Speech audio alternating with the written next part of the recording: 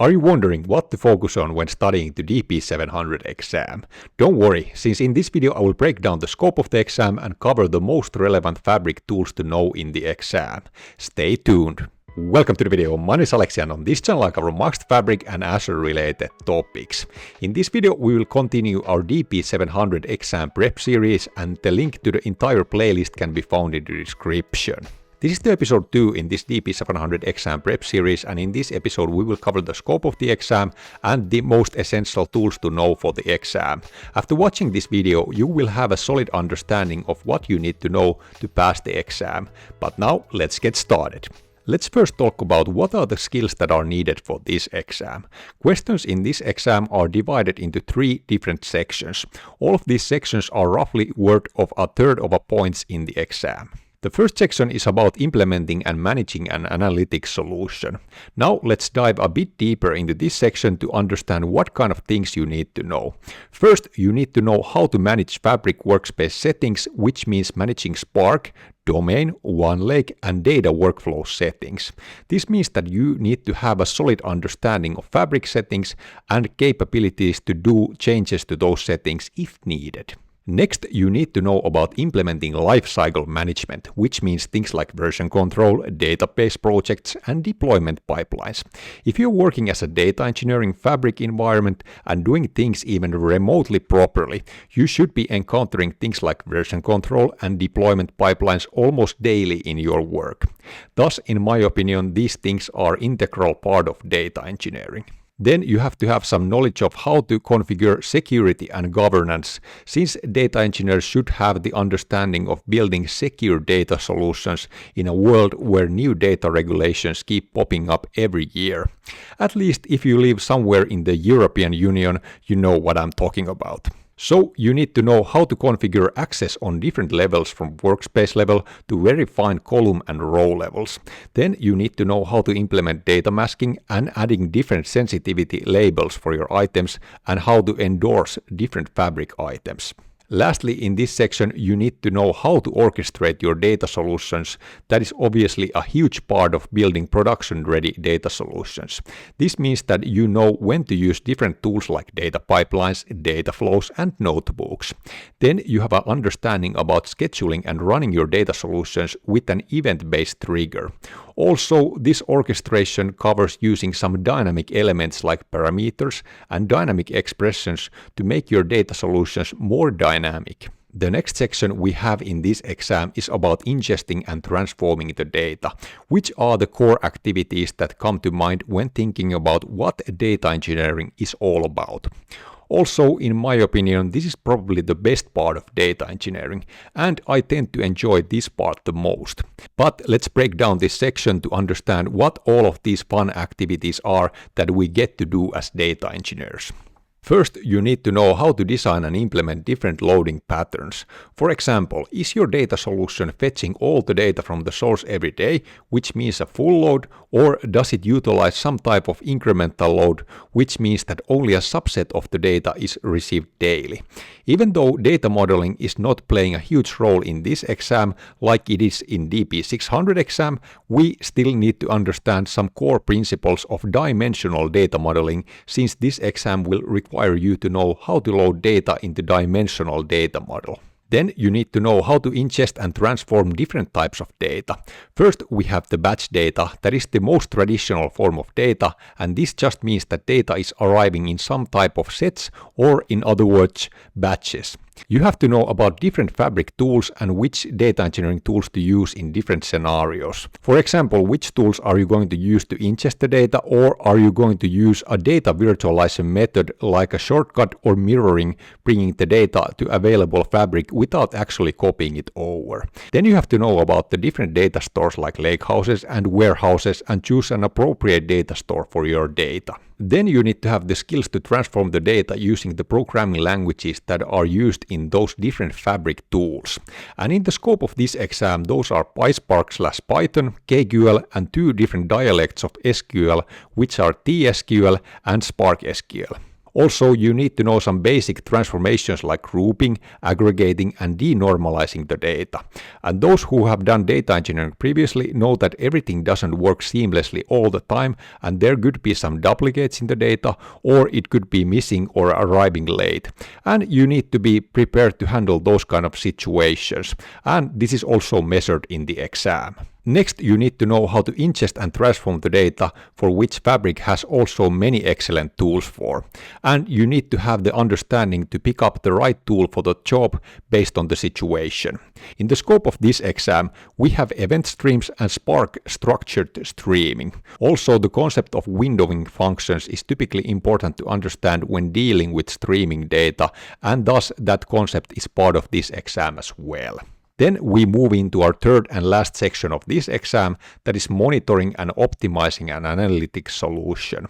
First, this section covers monitoring different Fabric items, which means monitoring the different parts of the solution flow from the ingestion to refreshing the semantic model.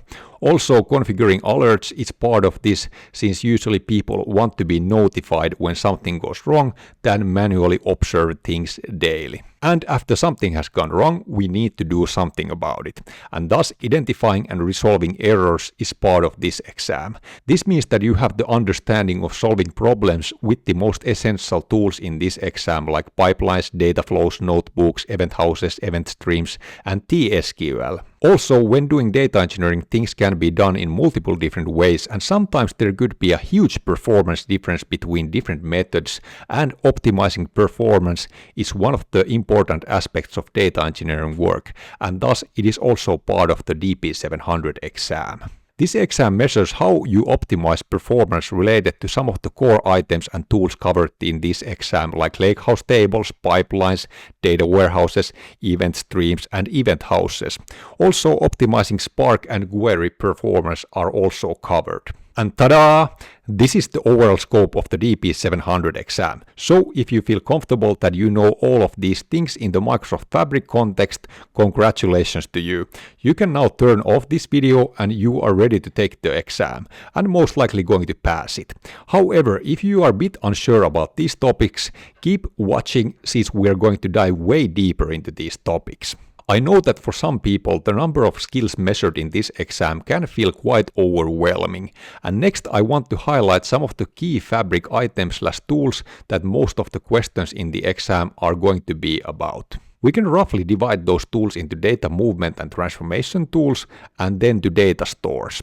Many of you were already probably able to identify at least some of these core tools from the previous slide, but let's make them clear for everyone here. As a first data movement and transformation tool, we have the data pipeline. That is this no/low code tool that is very similar to Azure Data Factory or Synapse Analytics pipelines, if some of you have experience about those. This tool is mainly for integration, data movement, and overall orchestration, since it has very little data transformation capabilities. Then as a next tool, we have another low/no-code tool called Dataflow Gen 2, that compared to data pipeline tool has a lot of data transformation capabilities, but it's not well suited for overall orchestration like the data pipeline. Then we have the Swiss Army knife of data engineering, that is of course the notebook.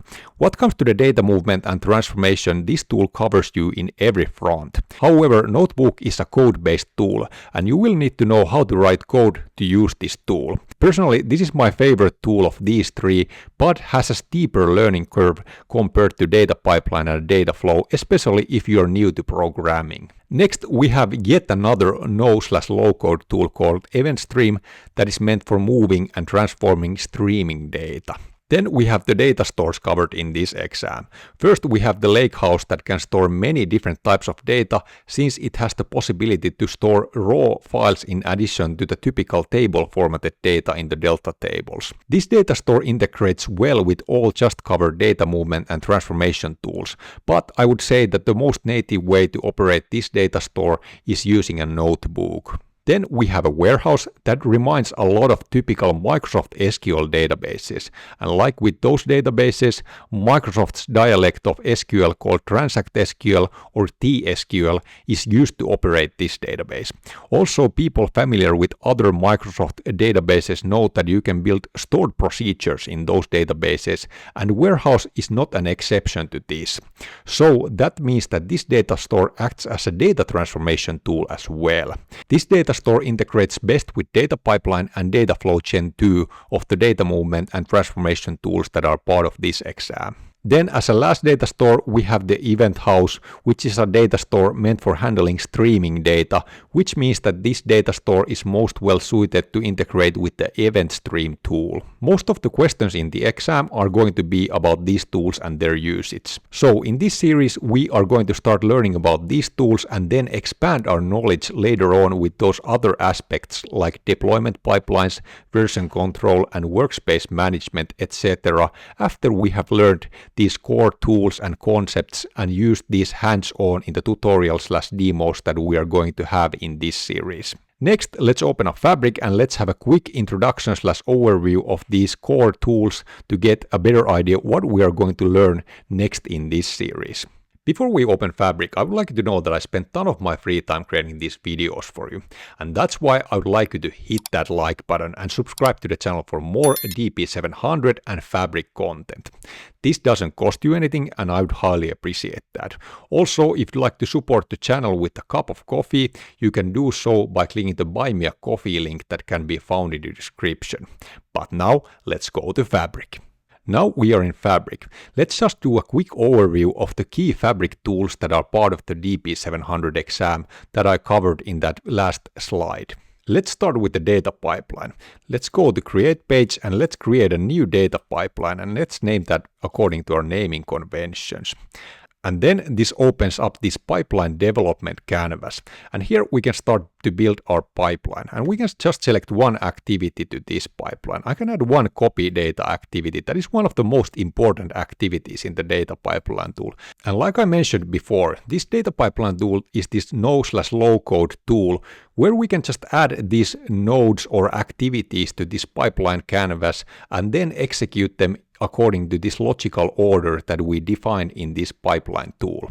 For example, we can add some more activities here. We can, for example, add a notebook and data flow activities. By adding these notebook and data flow activities to this canvas, we can see that this tool integrates very well with other Fabric tools. And thus, this tool is great for organizing your data solutions. And we could also add here an activity for refreshing the semantic model. So basically, with this tool, we could organize our entire data flow by extracting the data from the source and then processing that data and afterwards refreshing our semantic model to get that data available to Power BI.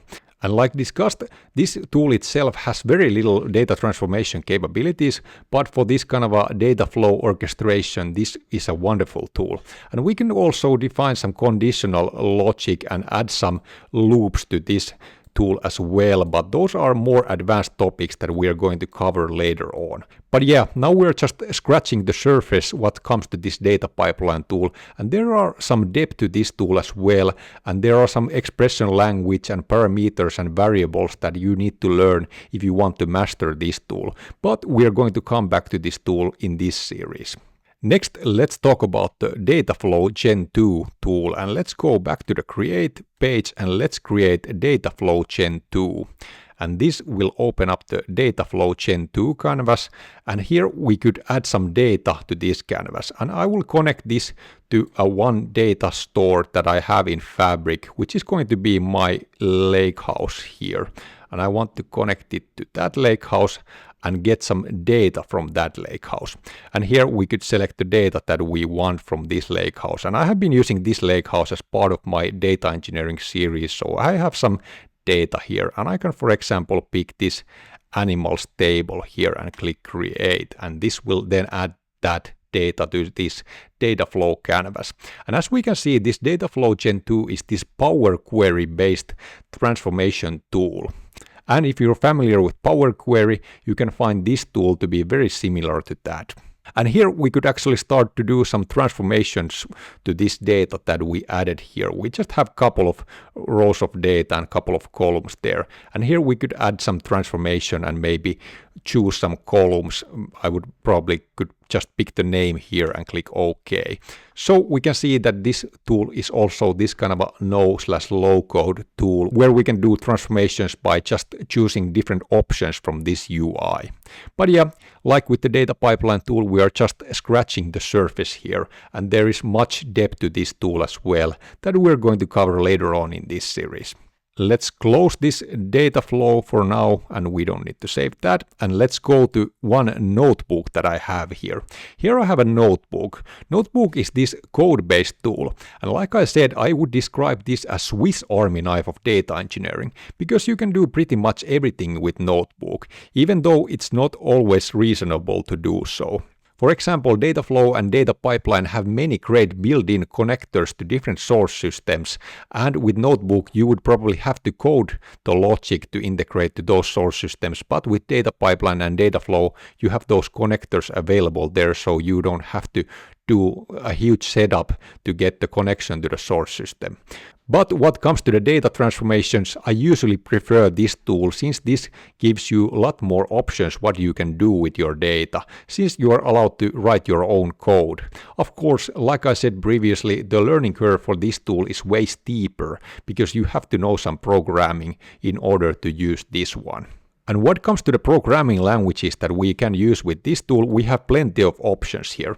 For the Spark, we have Python, Scala, SparkSQL, and R. In the scope of DP-700 exam, we are only required to know Python and SparkSQL. So Scala and Spark R are out of the scope for that exam.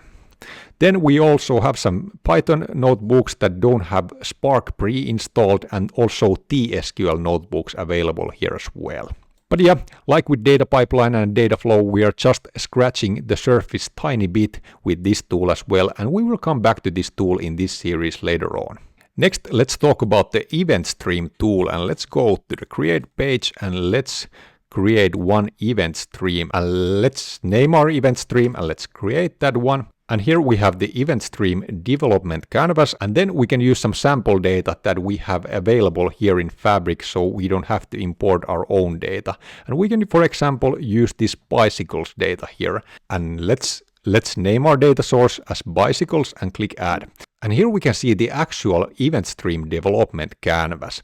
And as you can see, this tool is also based on those kind of nodes or activities that we had in the data pipeline and a data flow tool. So this is also this kind of a no/low code tool that allows doing transformations using this UI. And for example, here we could add some new transformation, for example, some filter or something, and then we would be able to set up this filter using these UI elements here without doing actual coding work. And next, let's talk about the first data store. And this data store is going to be Lakehouse. And with this data store, we have the possibility to store tables or files, which means that this data store is actually able to store files of any format. We can store here, for example, CSV files, Excel files, video files, audio files, or whatever files we want. Because under this file section, we have this file system where we could add any files that we want. For example, here I have some CSV files. And then under the table section, we have some table schemas, and under the schemas, we have some tables, and these tables are actually delta tables. And delta is pretty much the standard format the Fabric is using, but we will come back to that in a later episode. Then as a next data store, we have the warehouse. And this is the data store that most closely resembles traditional SQL database. And here we have our database schemas. And under these schemas, we have these very traditional database objects that are tables, views, stored procedures, and functions. Under the table section, we can see, for example, this movies table, and we would be able to query these tables using T-SQL by defining a new query here and start writing T-SQL queries and able to query the data out from that table. And then as a last data store, we have the event house. And this data store is basically this kind of a workspace of KQL databases. And here I have just one KQL database in this event house, and we could actually define new databases to this event house by using this plus database icon here and just giving our database name here, and then we would be able to create more databases to this event house. But yeah, just now remember that the event house is this kind of a workspace of KQL databases and is meant for dealing with streaming and event-based data. And now we went through the most essential Fabric resources to know for the DP-700 exam. Now let's have some practice questions. Our first question today is, which one of these programming languages is not part of the DP-700 exam? A. SparkSQL, B. KQL, C. DAX, D. T-SQL, E. Python/PySpark. Now think about the answer to this question for a moment and pause the video. I will reveal the answer to this question in 3, 2, 1. So, the correct answer is C, DAX. Since DAX language is used in Power BI in the Fabric context and Power BI is out of the scope for this exam, and thus DAX is not covered. All the other languages are part of this exam, and like I mentioned previously, this exam requires you to know the basics of two different SQL dialects that are SparkSQL and T-SQL. But don't worry, since both of them are quite similar. This was really a warm-up question, since I don't see them asking anything about the exam scope in the actual exam. Next, let's have a question that could be actually in the exam. And this question is, which one of these Microsoft Fabric data stores can store raw CSV files? A. Warehouse, B. Azure Blob Storage, C. Event House, D. Azure SQL Database, E. Lakehouse. Now think about the answer to this question for a moment and pause the video. I will reveal the answer to this question in 3, 2, 1. The correct answer to this question is the E, Lakehouse, since it has the possibility of storing raw files like CSVs or any other types of files. Warehouse and Event House don't have this possibility. In Azure Blob Storage, you could store CSV files, but it is an Azure resource and not part of Microsoft Fabric. Also, Azure SQL Database is not Fabric data store, and you can store raw CSV files there. That was all for this episode. If you'd like to continue preparing for the DP-700 exam, check out the next video in this series. Now I thank you for watching and see you in the next video.